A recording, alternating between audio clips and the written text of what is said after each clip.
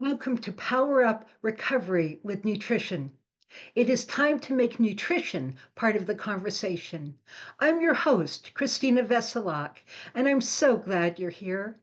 Did you know that it's our brain's job to allow us to cope with stress gracefully? But to do that, it needs to be fed optimally. Have you ever wondered why so many committed people relapse or maybe even die? Why so many people on psychotropic medication still feel lousy and still have cravings? What if the missing piece is food, the right food? What if the right nutrients like amino acids or even eating protein every 4 hours could actually balance your brain chemistry and your mood without medication and support lasting recovery? In this podcast, we explore the powerful connection between feeding your brain well, mental health, relapse, and recovery from addiction. We will share insights from experts, inspiring recovery stories, and practical strategies you can use today. Whether you're in recovery, a healthcare professional, or someone passionate about emotional well being, this show is for you. Let's dive in and discover how fueling your body and brain with the right food, the right amino acids, and other key nutrients can fuel your transformation today. Welcome. Hi, everyone. Welcome to the next episode of Power Up Recovery with Nutrition, where we talk to experts in the field who've been using nutrition for decades to support their own and their clients' recoveries, personal success stories, scientists who are doing the deep level scientific research, and anyone who has a passion and experience in the power of nutrition in the recovery journey. Today, I am delighted to welcome an old friend of mine, John Giordano, who he and I go way back to the Alliance for Addiction Solutions. And he has been doing this for several decades. So, John, welcome. Thank you. It's Why don't, always a pleasure and an honor to see you. You're doing phenomenal work, which is so well, thank you. necessary. And so are you actually. Can you tell us a little bit about you, what you're doing, but how you discovered the power of nutrition in the recovery journey? Well, I work with Dr. Ken Blum. Yes. Yeah. I'm in over 80 medical and scientific peer-reviewed journals now. I'm part of the research team. And, Ken works with amino acids, for years. He developed it. I helped him do the studies on it. Did you? Yeah, and with G&G Holistic Addiction Treatment Program. Now, I always knew about nutrients over the years. I've been always studying about all that. How it's, what the bottom line is with addiction, mental health, and just regular people, especially addicts, they're nutrient deficient and volume depleted. So they come in a deficit. Yes. And people say, well, I don't understand. It's a moral situation. Well, you know what? It's also a nutritional situation. It's also a medical situation. Mhm. When I'm a recovering addict, It's a psychosocial situation. right. I'm over 40 years in recovery. So, when you're using drugs and alcohol and other behaviors, you don't eat right. You don't sleep right. Your spirituality is gone. So, and you don't drink enough water, okay, to clean out some of the toxins in your body. You don't exercise.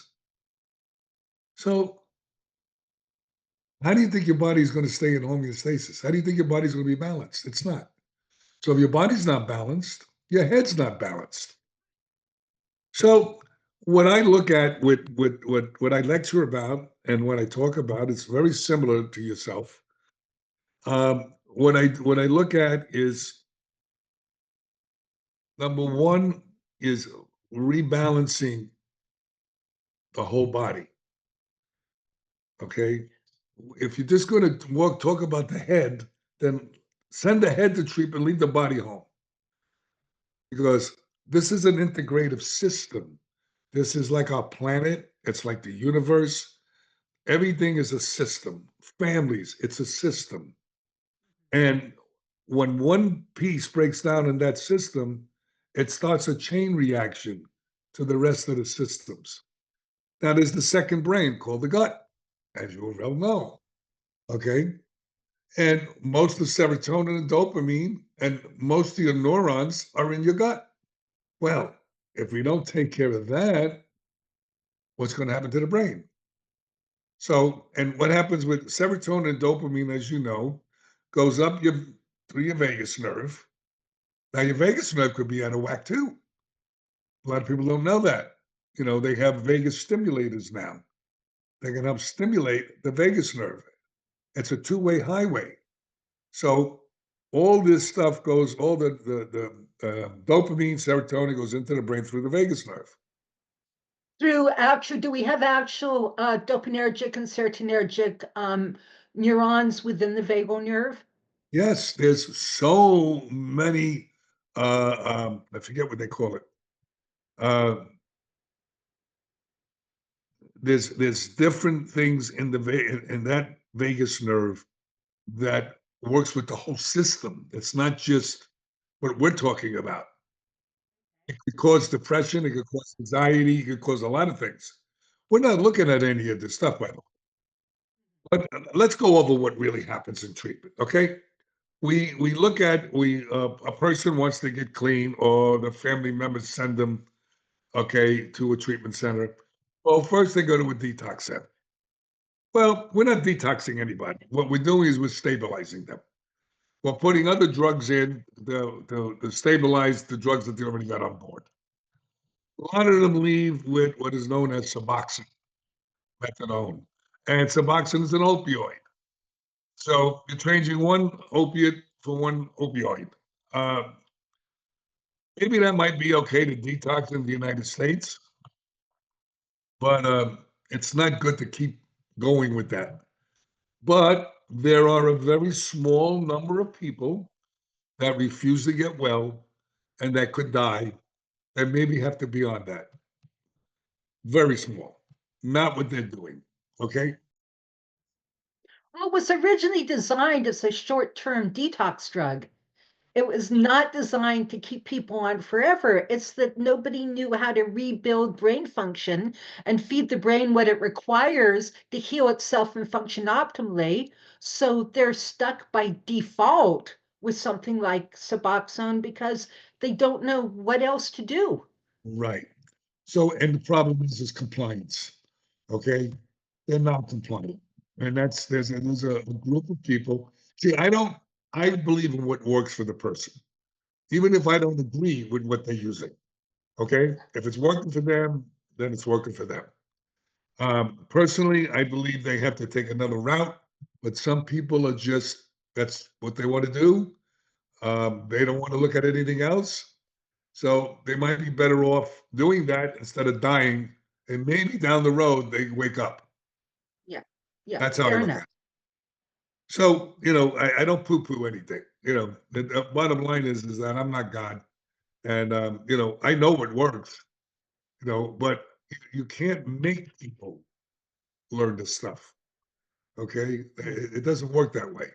No, but it does help if you teach them, John. And the Yes. problem is that so many treatment programs don't bother teaching their clients these principles that you and I know so well, partly because they don't know them themselves, and they have all sorts of other excuses. Because I cannot tell you the number of people I run across in recovery who say to me, it makes so much sense, but nobody's ever told me this before. I've I never get heard it before. I get the So same let's thing. at least teach people. I get the same thing. Here's the problem. They're taught in school, okay, that, well, here's the thing. Let's go backwards again. So Okay, they well, you leave were talking detox. about detox and treatment. Yeah, they leave detox. Okay, they're still in a fog. Brain dead. Their They're still brain is brain not dead. working right. But then we send them to treatment. Yeah. Okay. Now they're sitting in the group and they're not present. Okay. They're half asleep. they're on their phones if they can have their phones. They're looking around. Okay, Right. so maybe They in have a about starving brain. right, maybe about 2 weeks they become a little bit more present. They maybe get a relationship with a therapist that they trust because addicts don't trust anybody. Okay, and then they're gone in 2 weeks, Yeah. and then they put them out. Okay, street, outpatient or PHP and stuff like that, and left up to their own devices, they're going to go out and use again. You know, And they're going to eat crap. NIH Nobody teaches them how to cook. says there's a 40% recovery rate. I don't know where they get that number from, but from what I see, after 38, 40 years in this business, try 10%. Okay. So now they go to treatment. Nobody knows about nutrition. They don't talk about nutrition. They give them food that's processed food and sugars. So what they're doing is they're contributing to the brain fog. Now, when you try to give them nutrients, the doctors go, "Oh well, we don't know how it's going to interact with medicine, and are we giving them?" And I say, "Listen, Yeah, we do. yeah, I know." So Yeah, I mean, we do, actually. my treatment center, I had to go through the pharmacy. So we gave them the nutrients, we told them what we gave them, and the pharmacy gave them a letter back stating, "No, these will not interact with your SSRIs that you're giving them." That's all. So I had to learn how to get around this nonsense. They get this stuff in food if they eat the right food. So I don't even know what they're talking about, but that's another issue. So now, when a client comes in, we're not really doing a comprehensive assessment. Well, what I mean by that is that okay, we assess them for trauma, we assess them for other they may be other addictions because a lot of treatment centers don't do that. Okay, because like what Dr. Blum came up with RDS, reward deficiency syndrome, which is lack of dopamine, right? And that's what addicts are chasing. So when they come in, what people don't realize, a lot of therapists don't realize, is that addicts hop. If their drug of choice is, say, cocaine, okay, usually sex is synonymous with cocaine. Alcohol, you got gambling, okay? Alcoholics, depression, and anxiety. Cocaine addicts, they like speed, energy, and all of this. Opiate addicts, similar to alcohol because it's the same receptor site. All right. So, we're not looking at people individually. We're just looking at them as a herd. So, what treatment centers are doing, unfortunately, they're doing the best they can because of the insurance companies don't cover anything other than the stuff that doesn't work very well. It's so bizarre. It's It does bizarre. not make sense because I Oh, it does understand the make sense. pharmaceutical companies wanting to make money, but what I don't understand is why the insurance companies are willing to keep losing money. Well, I'm going to tell you why. Okay. They do actuaries. They know what's going to happen 5 years from this addict. Okay. Mhm. So if you got a person on in your business that's draining it, what would you really like to happen with that person? Them to die. Thank you. Exactly right. Because why would you do the same thing over and over again, expecting different results for 70 years? It doesn't make any sense. Treatment 28-day program was based on alcoholism, not on substance abuse. And these drugs are so powerful and it's damaging the neurons in the brain and the way people process information, as you know. So they're nutrient deficient. Okay, they don't eat the right foods, they don't exercise, they don't do anything. So what you're doing with your school, teaching these professionals, okay, is one thing. The problem is treatment centers don't want to spend the money on the nutrients. No, they don't. You know They that, don't. right? Well, I do know that. And I think from what I've seen, it's for a couple of reasons. And maybe as a treatment program owner, you can speak to this. A lot of treatment programs survive based on repeat business. People who relapse come back, pay them more money, and go round and round and round. So a lot of treatment programs apparently can't even survive if they wanted and worked hard for their clients to actually stay clean and sober Well, and stay I'm in glad you recovery. said that. And then let me tell you what I'm doing, okay? Because I'm sick of it because there's kids that are dying left and right. So I'm involved with this gentleman. It's called Wingman for Recovery. AI is getting in medical fields, it's getting in the addiction field, it's getting everywhere. Okay. And the problem is this treatment insurance companies really don't know which treatment centers are good and which treatment centers aren't. Right, There's right. no Because outcome there's no good studies. outcome studies. Right.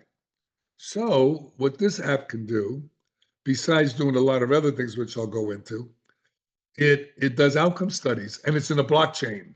And the blockchain means you cannot change anything in that. Once it's in that blockchain, it's done. All right.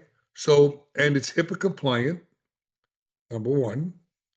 Okay. Number two, you could talk to the app. All right. Oh, I feel like using. Well, maybe, John, maybe you might want to consider going to a meeting or calling a friend. I'm feeling a little depressed. Well, maybe I can help you. Maybe you might want to do this. Maybe you might want to do that.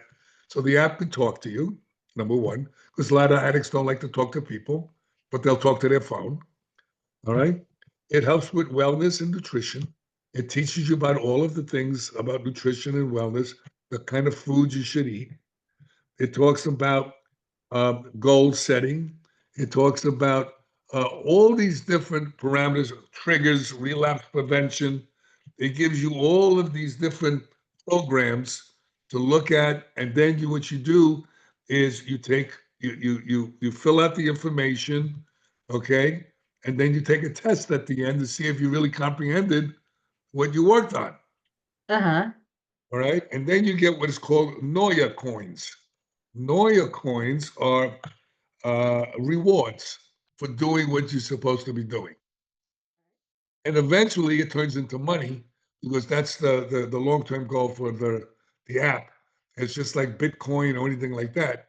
So eventually you're investing in yourself and you're going to make money off investing in yourself, health and wellness. Nice. So that's the other piece called Wingman for Recovery. And then we have a And family is that program. available, John? Is that available for people to purchase now? No, it's free. Go online right now. Okay.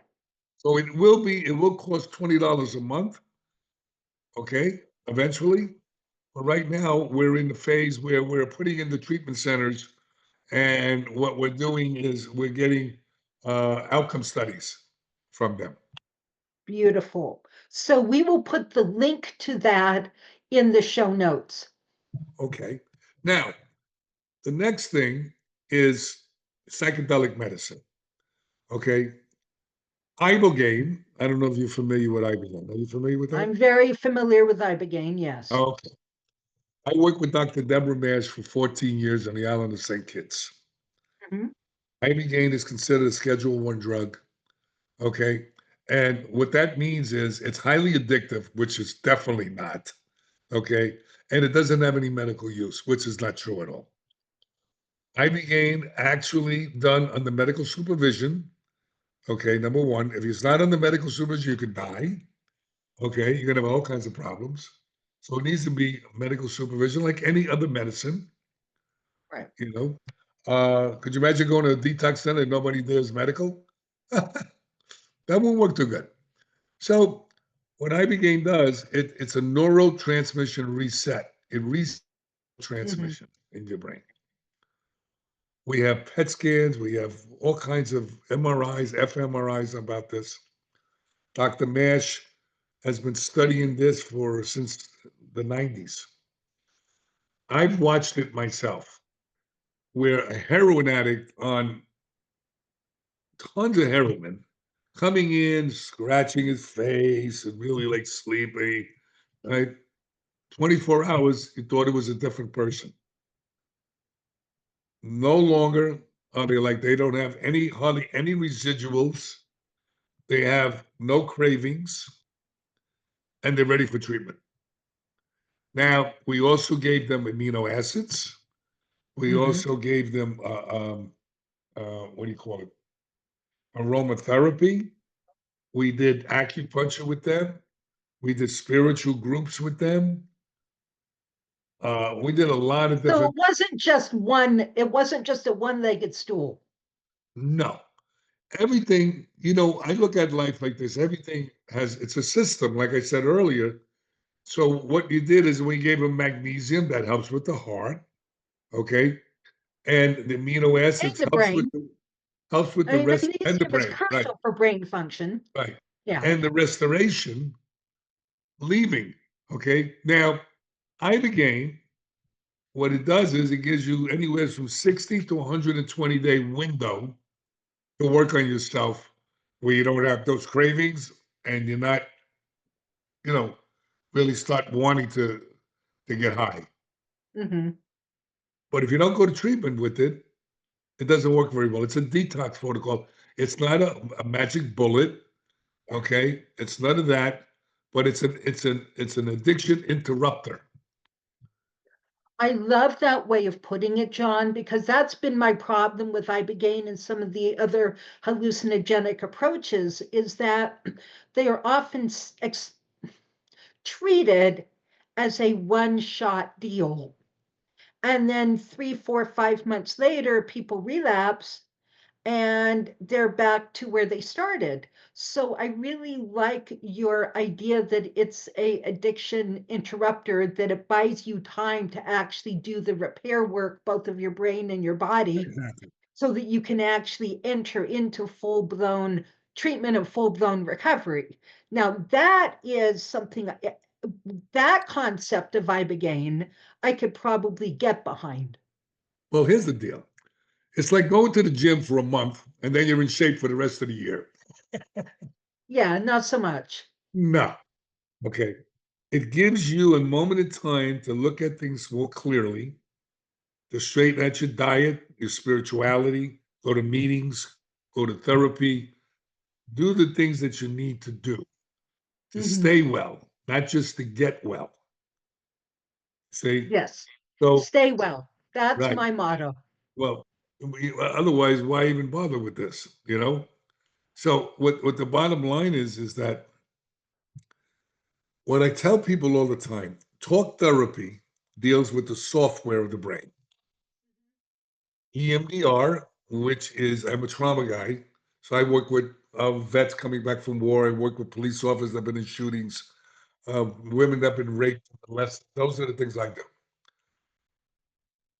That deals with the hard drive of the brain, the subconscious. The subconscious is what's driving everything.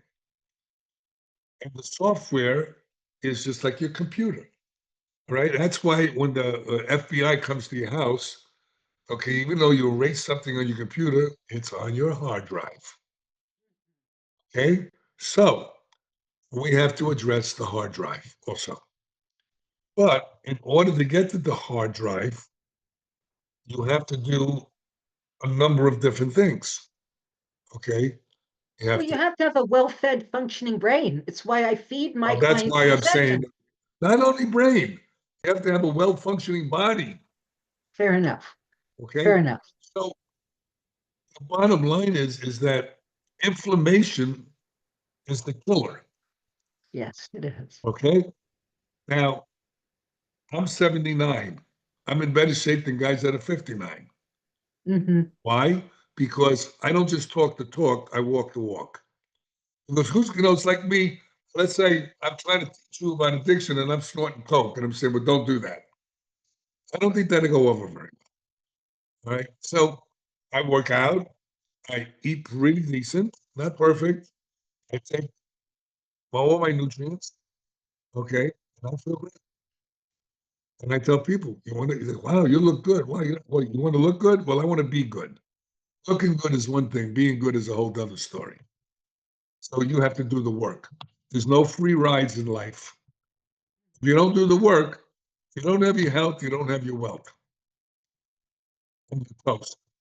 So if you don't want to put your energy into your food supply, into your nutrient supply, into your spirituality, you're not gonna do very well,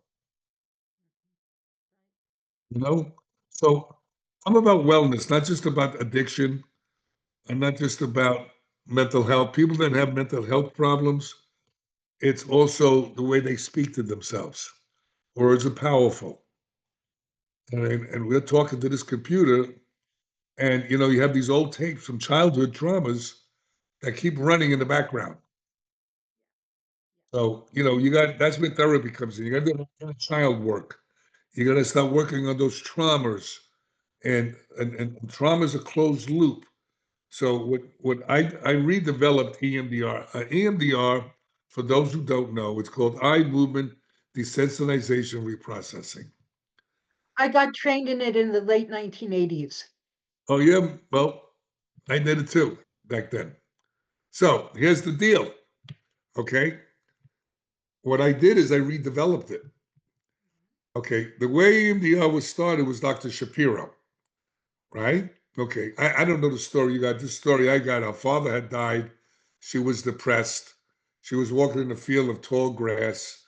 The wind was blowing rather severely. Her eyes got fixated on the wheat going back and forth, and the depression lifted. Being a scientist, she didn't know understand why that could happen. She went looking around. She found a team out of Berkeley were doing REM studies, rapid eye movement studies, and she came to the conclusion of how the eyes encode trauma around the brain, working with the right and left hemisphere of the brain. But everybody laughed at her because they were moving their hands in front of people's eyes to and fro and in different angles in different ways. And they thought that this was like a joke. Yeah, Well, except that she was working at a VA hospital with disabled vets, Vietnam vets who were disabled with PTSD, and she developed a research protocol where whether or not you were waving your hands, people got better and got discharged from the hospital. right. Well, see, and the thing is, it then became the international recognized way of doing trauma. Okay. So it's not that funny anymore. Okay. Now, but what happened was she had to succumb to the psychiatric organization. So she had to tweak it in a way where they could be happy. I'll put it to you that way. That's the research protocol. Yep. So what I did was I like adding different modalities to things. So I also have a master's in neurolinguistic programming. I'm a hypnotherapist and I do holotropic breathing. I combine those three technologies with the EMDR. I get better results than the people that do EMDR alone because emotions are not just in the head, they're in the body. Okay. Like I said, it's a system. All right. So, it's when you're stressed out, your back starts to hurt or your neck. It goes to the weakest parts of your body. So these emotions are trapped in the body, the cells of the body. This is a This is why I love somatic forms of psychotherapy. And you're right. I mean, when you combine all of it, when you combine, for me, I combine the inner child work, the somatic psychotherapy, the EMDR, you know, you put it all together. And I teach my clients then how to do it at home on their own because I'm all about empowering my clients to do their own inner healing and their own work. Oh, what I tell people is this, like Jesus said, I gave you the fish to eat, or I could teach you how to fish. So, you got to learn how to catch your own fish. Okay. Exactly. That's why I love amino acid and nutrient therapy because we can teach clients how to do it themselves. We can empower them to take care of their brains and their bodies themselves without needing to be tied. Things I learned about nutrients because the body has a way, just like with SSRIs, why they don't work very well, besides them being a foreign substance. The reason is the body gets used to what you're giving it. So what I tell my patients that when you're doing your nutrients for a while, 3 months, 6 months, whatever, stop for a couple of weeks, 2 or 3 weeks. Give your body a chance to reset. And then you'll notice how well those nutrients are working. Because when you take them away, you'll see the difference. So I tell them, 2 or 3 weeks, don't take any nutrients.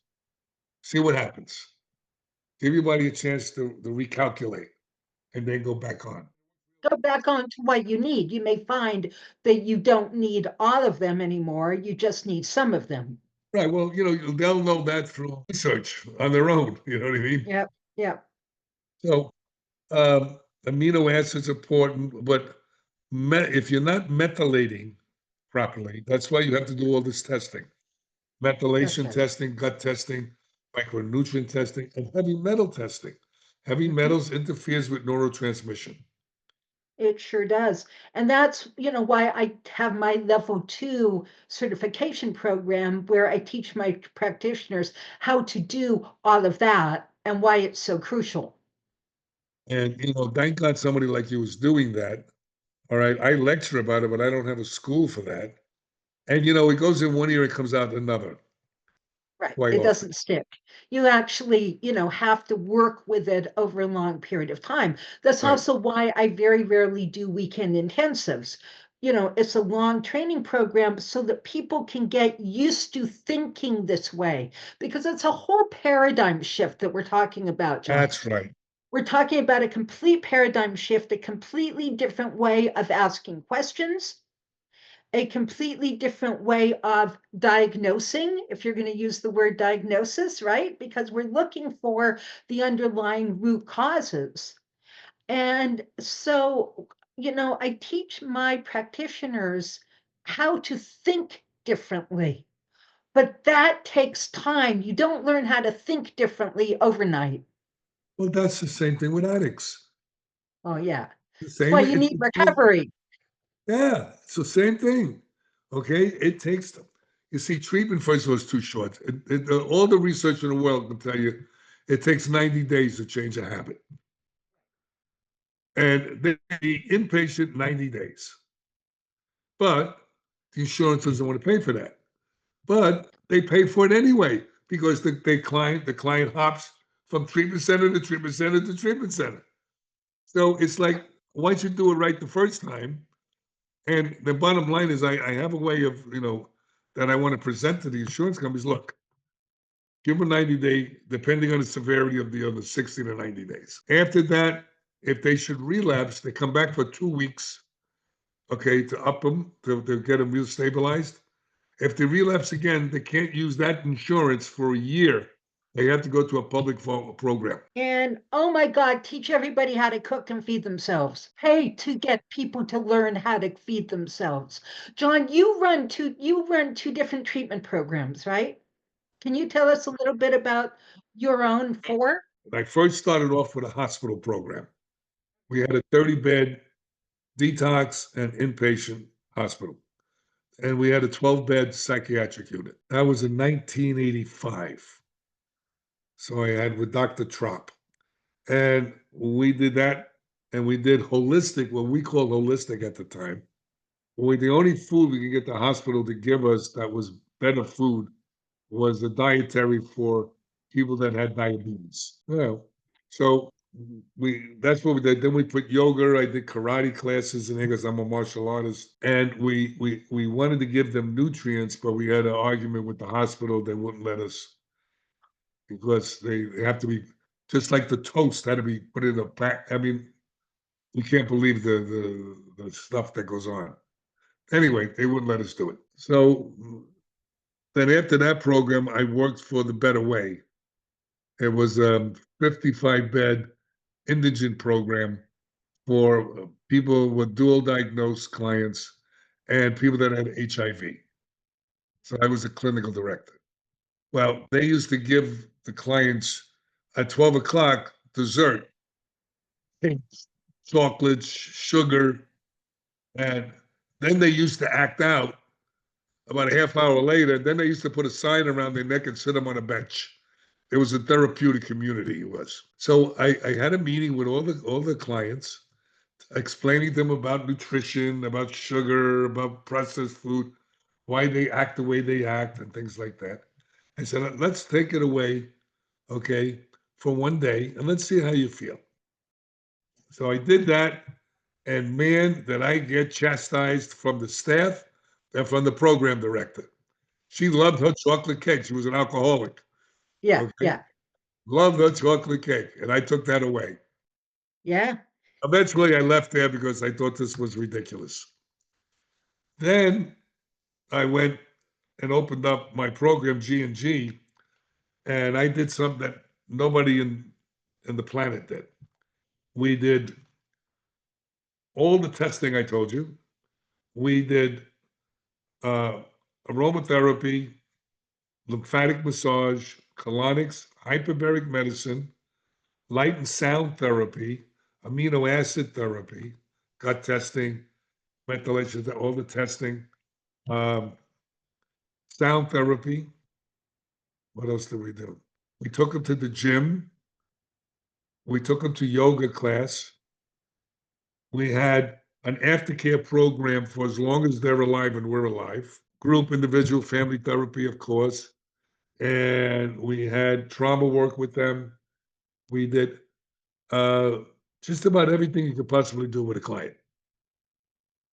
And we did outcome studies, but we didn't do them. We had Blum and his team do it. We had a 70% success rate in a year. And the way we did it, I don't know, you know how outcome studies are done? It's really funny. I'm going to tell you how they do them. Very interesting. They call up the client. They go, "How you doing, Johnny?" And Johnny says, I'm great. I'm ready. "Oh yeah, man, I'm good. I'm doing really good." Right? Well, that's their outcome studies. Okay.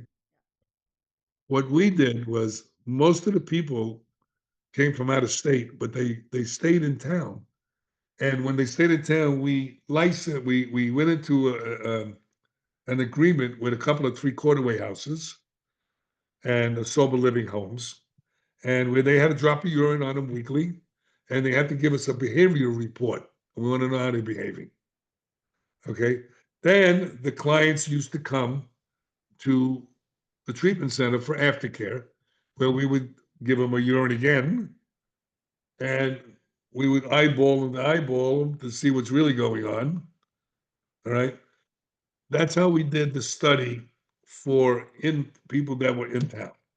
Now, people that were out of town, what we did is we contacted the significant other and the family members, okay, and told them that we were calling them to see how their significant other was doing. Mhm.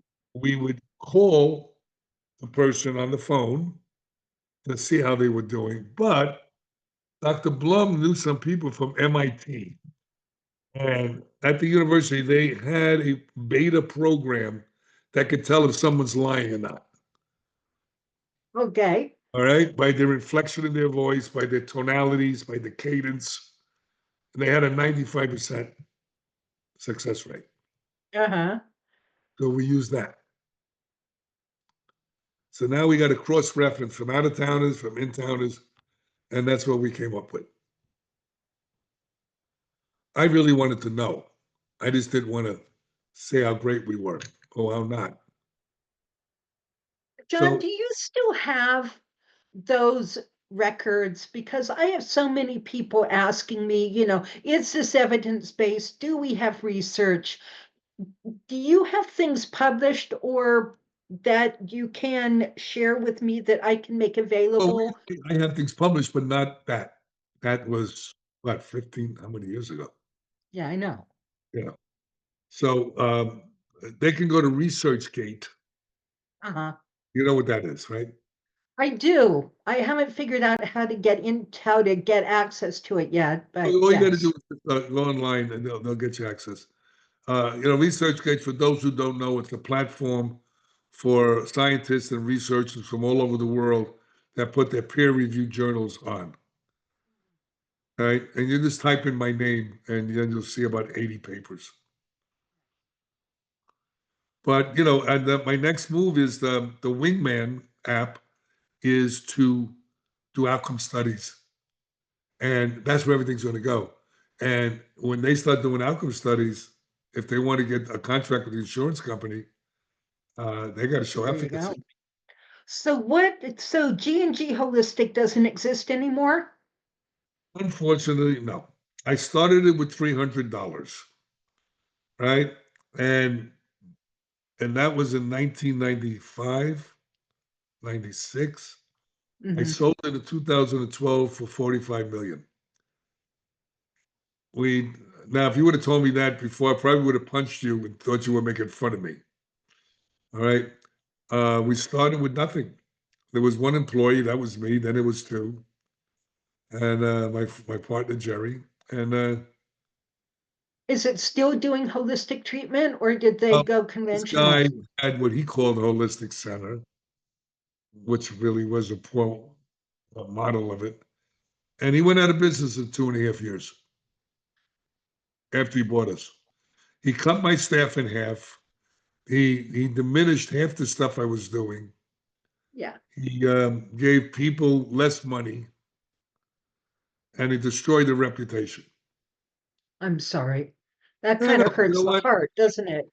Yeah, well, we would have never sold. But my partner got cancer, and I was running the whole company for 4.5 years. Oh, We had 147 employees, seven yeah. buildings. That gets exhausting. I loved it. But the problem is my partner's son, who did all the internet stuff, he didn't want to work there anymore. Mm, And my partner was sick. And a good thing we sold, because in 3 months later, the whole industry turned to garbage. hmm. So we were doing 36 to 40 million a year. Incredible, Congratulations. incredible numbers. Uh, it was like nobody was doing what we were doing. Nobody, Yeah, and everybody heard about it. Everybody wanted something different. yeah, And yeah. that's what we gave them. And we kept them for 45 days at least, 50 Hmm. days, some 60 days. But we had a total continuum of care. Matter of fact, that's wrong. We had them for a long time, because they You went did from step down. all the way step down to aftercare. They did Hmm. residential, PHP, IOP, outpatient, aftercare. I have a dream program I want to put together. And one of it is hyperbaric medicine really makes a difference in the brain. Okay. And if you have broken brain, you can give it nutrition, it'll help it over time. But a lot of addicts don't have that much time sometimes. They relapse within a short period of time. So all the good stuff doesn't take hold because it takes time. It's not a quick fix. So my idea is to have a multiplex chamber. What that means is to have 12 clients in a room in a hyperbaric chamber with a therapist, all right, with oxygen, doing group therapy. At the same time, we're healing them psychologically. We're going to be healing their brain. Well, that's not unsimilar to what you do in a group with the ear acupuncture. And it's a lot different, I'll be honest with you. Wow. Eh, Yeah, the The acupuncture model. goes on the Okay. circuitry. This goes on the cells. It's different connections, Okay. Fair but they're enough. all good, so it doesn't matter. Yeah. I was just thinking that you're doing a group treatment while you're also doing Oh therapy. yeah, yeah, yeah. That's what Yeah, we used to that, do. Acupuncture. We used to do the same thing. They used yeah, to sit around in the room for 45 minutes with the needles in the ear. I used to do talk therapy. yeah, yeah. That's what I was referring Oh, to. oh, I see what you're saying. Yeah. So, do you have a holistic treatment program right now? No, I work. I had another center. It's called JC's Recovery Center. I help them. I do consulting work, and I design treatment programs and do all that kind of stuff.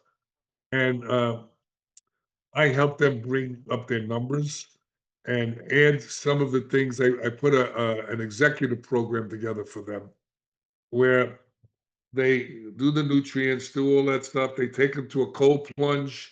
They take them to infrared sauna. They take them to yoga, holotropic breathing. They take them to a gin infrared sauna, and then they have trauma work and all these different groups. And then we teach them life skills and all that kind of stuff. but it's a cash program, that part. Insurance don't cover any of it. And it's a faith-based program. Nice.